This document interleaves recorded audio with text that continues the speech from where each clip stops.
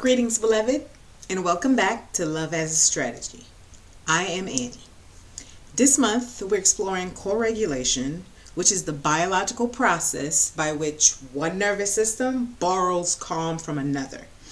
And today, I want to get very practical, because knowing that co-regulation is real and knowing how to actually do it are two different things. For the science portion of today, I'll try to keep it simple. Everyone has a vagus nerve, which is known to be the longest cranial nerve in our bodies, and it is connected to a lot of major organs.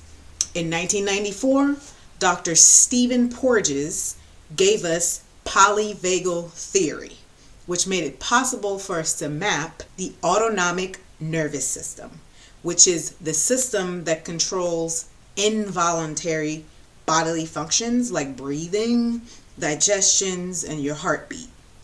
According to polyvagal theory, our ventral vagal circuit, which is in charge of social engagement, physiological calm, and neuroception, cannot be assessed through willpower, but through the presence of another regulated being. Voice tone, facial expression, breath, eye contact. These are the signals our nervous systems are constantly reading in each other, which means that becoming a co-regulating presence for someone else requires first and always that you regulate yourself. Here's the 3-step practice I want to offer you today. I call it the Safe Presence Protocol.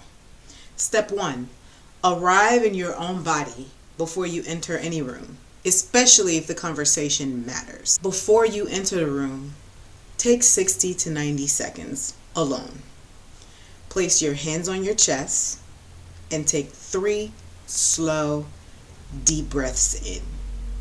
This activates your ventral vagal circuit because you cannot offer what you do not have.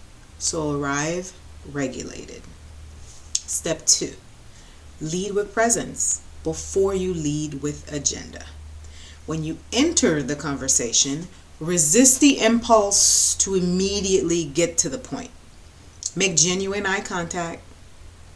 Ask one real question and wait for a real answer. Not simply, how are you?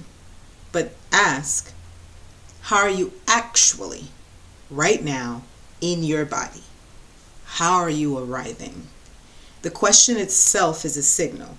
It tells the other person's nervous system, I am here, I'm not in a hurry, you are safe with me. Step 3, match your pace to theirs, not to your calendar. Regulation is disrupted the moment urgency enters the room.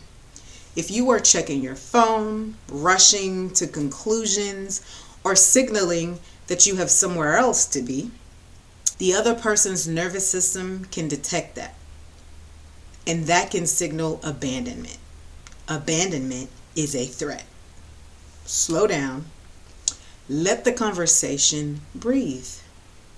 The efficiency you think you're gaining by moving fast is being lost in the dysregulation that you're creating.